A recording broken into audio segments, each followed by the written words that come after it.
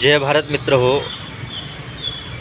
आपण सर्वजण पाहत आहात की ओबीसींच्या आरक्षणाच्या हक्कासाठी आदरणीय प्रकाश आंबेडकर साहेबांनी आरक्षण बचाव यात्रा काढलेली आहे आणि या बचाव यात्रेतून या महाराष्ट्रातल्या ओबीसींना, इथल्या मायक्रो ओबीसींच्या जातींना प्रतिनिधित्व मिळवण्यासाठी ती संधी जी आलेली होती ती वाचवण्याचं काम आदरणीय प्रकाश आंबेडकर साहेब करत आहे. खऱ्या अर्थानं ओबीसी समाजाने सुद्धा प्रकाश आंबेडकर साहेबांच्या पाठीशी ठामपणे उभा राहणं काळाची गरज आहे. विचार करा, 71 वर्षाचा चिरतरुण बायपास सर्जरी होऊन सुद्धा आज तुमच्या न्याय हक्कासाठी आज जीवाचं रान करतोय. आणि जर ओबीसी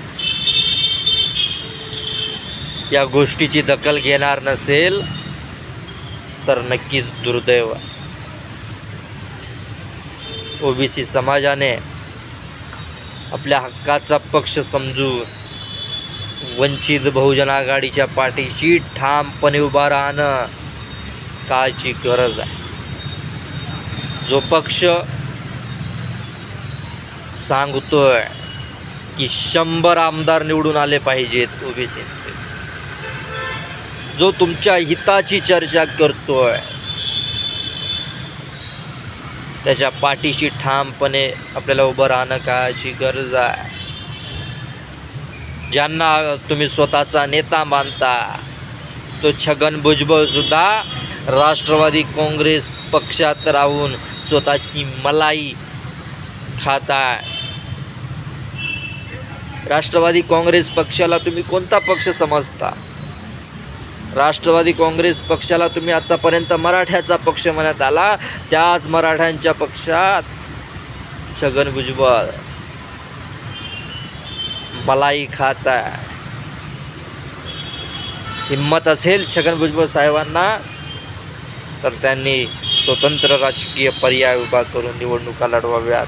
ओबीसींना 288 जागावर उमेदवारी द्यावी आणि तेव्हा आम्ही समजू. 288 माफ करा, त्या ज्या रिझर्व कॅटेगरीच्या ज्या जागा आहेत त्या सोडून सगळी उमेदवारी ओबीसी समाजाला द्यावी. तेव्हा आम्ही समजू की छगन भुजबळ साहेब हे ओबीसींचे तारणार आहे. पण ते असं करणार नाही.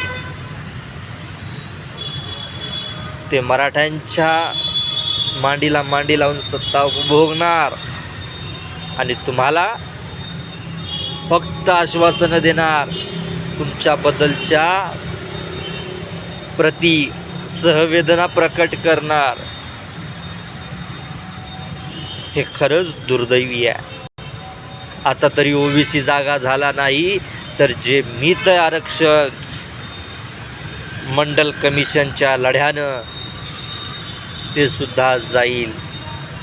आज तुम्ही छगन भुजबळांना स्वतःचा नेता मानता, पण जेव्हा मंडल कमिशन लागू करण्यासाठी या देशात लढा उभा राहिला तेव्हा तो कमंडलच्या बाजूने आदरणीय मंत्रीगण छगन भुजबळ साहेब होते. अशा व्यक्तीला जर तुम्ही नेता मानत असाल तर तुम्ही स्वतः झोपेतून जागा झालं पाहिजे. ज्या गोष्टी तुम्ही मशगूल झालेला आहेत त्यातून तुम्ही जागे झालं पाहिजे. नक्कीच येणाऱ्या काळामध्ये जर वंचित बहुजन आघाडीमध्ये आला तर तुमच्या सत्तेचा वाटा हा परिणामकारक असणार आहे आणि तुमच्या सत्तेला इथली सगळी वर्चस्ववादी सत्ता सरेंडर होणार आहे. फक्त तुम्ही एकत्रित येऊन बाळासाहेबांच्या खांद्याला खांद्याला लावून लढण्याची गरज आहे. नक्कीच तुम्हाला जाग येईल.